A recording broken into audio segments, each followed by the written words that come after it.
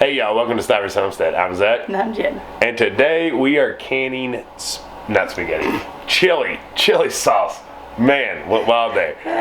We've already shown you how to do spaghetti. So now we are going to be doing actually chili sauce with all of our tomatoes. We are starting to get an overly abundant amount of tomatoes, and it is time to do something with them. Yeah, it's one of our favorite things to can. It's so good in the wintertime, especially Sunday, football Sundays. It's sweet, it's savory, and it's the best chili I've ever had. It really is, and it's so nice having your chili ready. So you can just can tomato juice and then make your chili, there on after. However, if you can go ahead and get everything made, and all you got to do is warm it up with some meat, it's so good. So the first thing you need to do, and this is if you're making chili, if you're making spaghetti, if you're just making tomato juice, any of that. This is your first step in any process of that. We are going to put X's on the bottom of each of our tomatoes, little crosses. If y'all saw the video of Jen freezing them, same thing. Just cut your little crosses. So we're gonna put them in boiling water for just about 30 seconds. That's all it really needs. It's just to loosen the skins from your tomato. Then we're gonna drop them straight into an ice bath, and that'll allow those skins just to peel off real easy for you.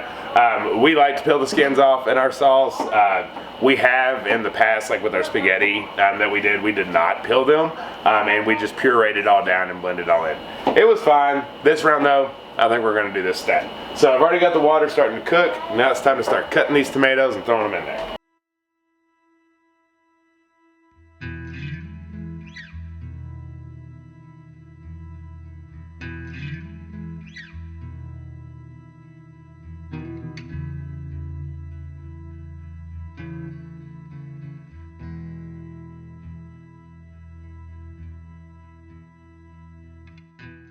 Okay, we're starting to run out of space in this itty bitty kitchen. She's over here doing cucumbers as we speak.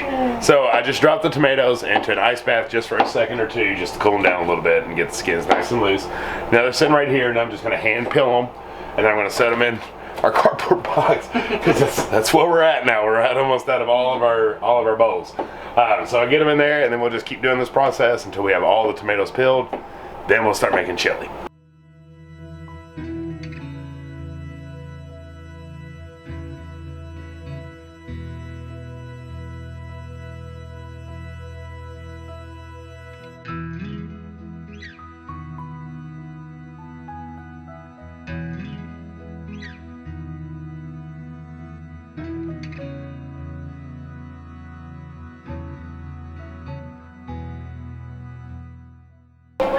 All right, you just saw how super, okay, all right. Did it catch your dress? It did. All right, so you just saw how simplistic that was for those first few that we have. So they're just gonna sit there until we get the rest done, and then when we do that, we'll cut off any little spots that are left, and then that's when we'll start making the chili. All right, I'm starting to get there, but I realized I didn't tell you how many tomatoes we're starting with. So we weighed them out because it's good to know at least an approximate poundage that you have before you're making chili, just when it comes to the seasonings and stuff like that. We are going to be doing about 40 to 45, maybe 50 pounds of tomatoes. So our range is between 40 and 50 pounds that we're doing. But wanted to let you know that before I forgot it. I'm still peeling skins. Jen's coming to help clean up because we all making a mess, aren't we? Sopping wet. Sopping wet. That's the problem with tomatoes, man. It's juicy everywhere. And when you're doing this amount in a small kitchen, and you already got your pickles and a bowl that you need, it gets a little wild. But we are on the last round now. It's boiling for us to actually take the skins off. But here is what we're working with. We got all the skins off these. We still got to take some of the tops off, but other than that, they're ready to be chopped up. Okay, we've officially gotten every tomato skinned and taken care of. But we're not done. I will tell you that is the longest part. It is. To be honest with you, you can wash your tomatoes really well, and I swear, if you use the emulsion blender, it's fine. Like, you're not gonna taste skins. The main reason you take out skins is just because that's the outer layer, right? That's what's touching the outside. If you're in an area that maybe sprays, that the skin's what touching that. So we just like taking them off. That just gets you away from any of the stuff that may be on it. So now it is time to start making chili, which is the exciting part. Well, we still have to chop. We've got to chop a bunch of onions, a bunch of bell peppers, and then chop the onion or the tomatoes, and then start making the chili. Yeah, and I will tell you in this part, this is going to be our recipe. It's how we like to make chili. Don't overthink this part. You're just making a really large batch of the chili you like without any meat. Right. No meat in this. Just put whatever it is that you like in it, your favorite seasonings, and then taste test it and see how it goes. So that's our next step.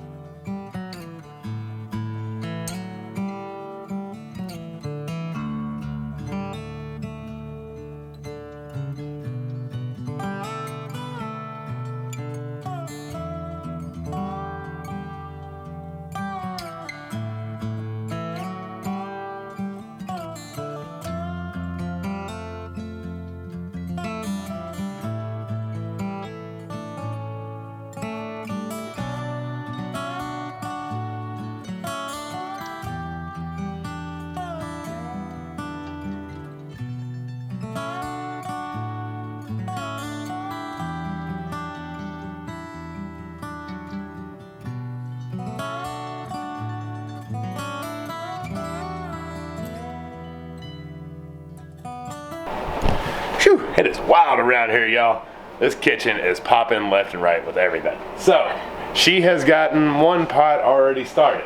Now we have a second pot that you all get to see what all goes in it if you're wanting to make this. Okay, so this recipe is actually in the ball book. If like you're looking for a specific recipe, it's called Grandma's Chili Sauce. It's our favorite. It's what we do every single year.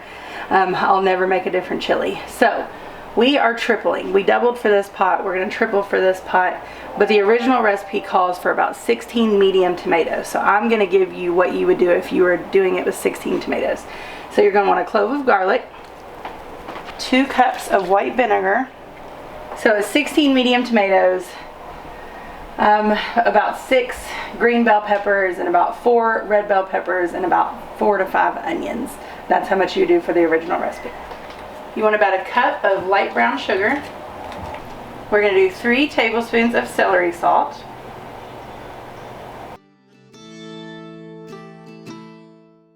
You're going to do 3 tablespoons of mustard seeds. We're going to need about 3 tablespoons of salt. You're going to need about a teaspoon of allspice. You're going to need about a teaspoon of cinnamon. You're going to need a teaspoon of nutmeg.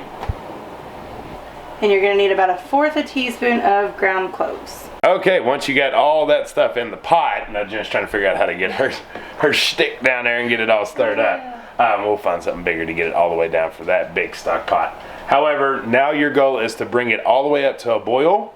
Once you come to a boil, you're then going to reduce your heat to about medium to medium low and gentle boil for about 1.5 hours.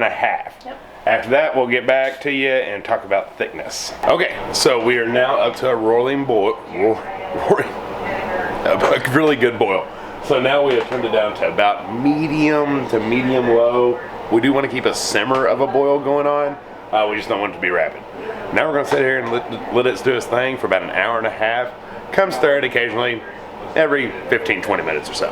We'll see you then. I almost forgot, since this is water bath canning, you do want to go ahead and get your water bath canner going. Starting to get it to a boil because it takes a while because you have so much water in there. So go ahead and get it going. It ain't going to hurt anything to have it already hot.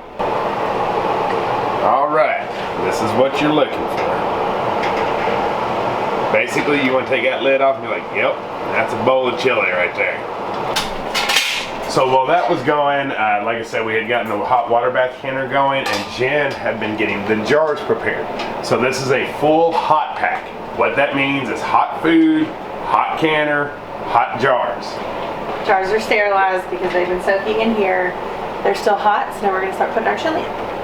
And quickly, the importance of that is you do not want to go hot into cold and then that cold into hot. You have a higher chance of cracking your jars. So if you ever hear the terms hot pack or cold pack, that's what it's referring to. So if it is a cold pack, that means cold water or cold canner, cold jars, cold food. So just the reference of canning in general there.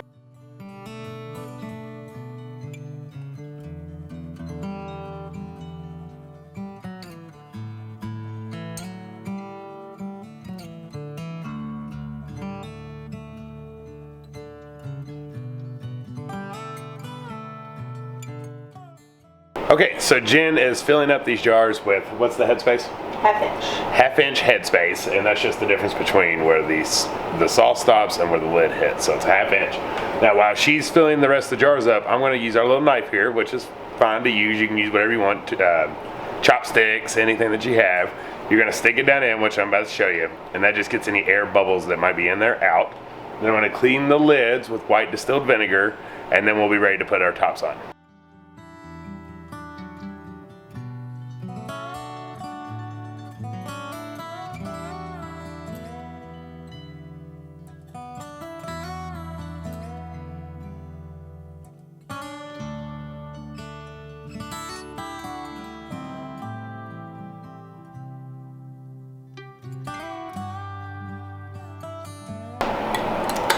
Okay, and I forgot I didn't mention on why you want to clean your lid or the tops of the jars with the white distilled vinegar. It's because when you're pouring that stuff in there, there's a very good likelihood that you're getting some tomato juice or something right down the top of the rim, which could cause you not to seal. That's a problem, right? So you do that, that sterilizes that area and makes sure just that seal between your lid and the jar is perfect. So now Jen is getting all the rings and the lids on. This is something that I have her do. She's better at everything anyway, but I intentionally don't do this part because I am not good at fingertip tight. As you'll see, she's putting it on. We'll watch her do it on this one.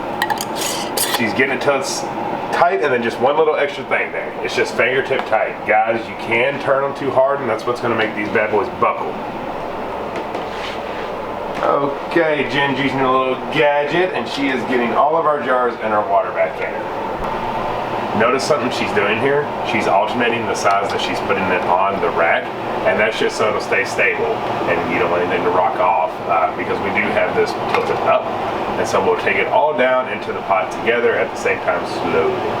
But I'm pretty sure this holds 7 if Jen's calculation. It does. She does. Confidence!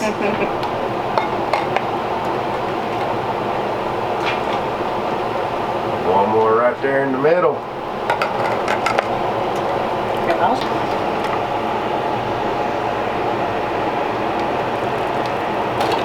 Okay, real quick before she puts the top on, when you're water bath canning, you want the water to cover the lids at least an inch. And that's what we have there, so we're going to put the top on and wait for that to come back to a boil. We're waiting on that to come back to a full rolling boil. It's almost there because you can see the steam coming out. Once it does, we're going to set our timer for 20 minutes. That's it. It's very short. And then we'll let them cool down and they'll be done. For you all to be done, we have about 7 more rounds, it feels like, to go here. So this is a 6 or 7 quart Lodge thing that we have, Dutch oven. And that one in the back is 16 quarts. And so that one did, what, 6? 7? And so we have a long way to go. At least 3 rounds. At least 3 or 4 more rounds. Yeah. And we have these tomatoes she have covered up over here. Which we're just going to can tomato juice. Yeah, so same thing we just did, but adding no seasonings, just having the tomato juice. So we can go ahead and get that going in the one we just emptied. The 20-minute timer is up, and Jen's gonna start taking out these beautiful jars of chili. Oh man. Look at that. That looks so good, babe.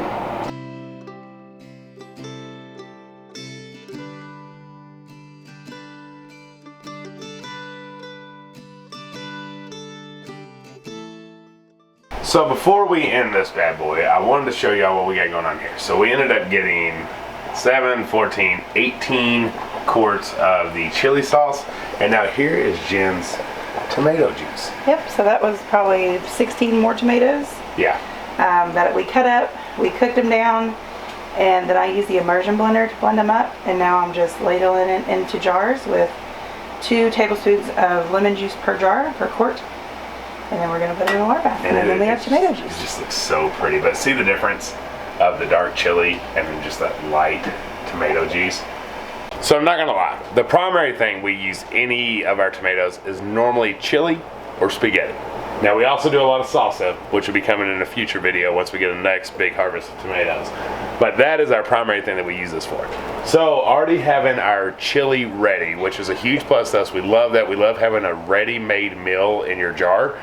Just having tomato juice gives you a little bit more, universal aspects of it. So you can turn that into whatever you want to. If, say, you ran out of chili, and you had to crave for chili. Yeah. Or if you wanted some spaghetti sauce and you was out of it. So tomato soup. Or tomato soup with a little grilled cheese sandwich. So it's always good to make sure you're not limiting yourself to one thing that you're canning within your tomatoes.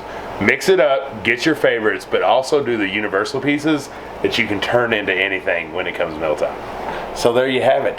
That's how you make grandma's. I keep wanting to say spaghetti, and I'm sure, chili. and I'm sure throughout this whole process I probably said spaghetti a lot. I apologize. It happens.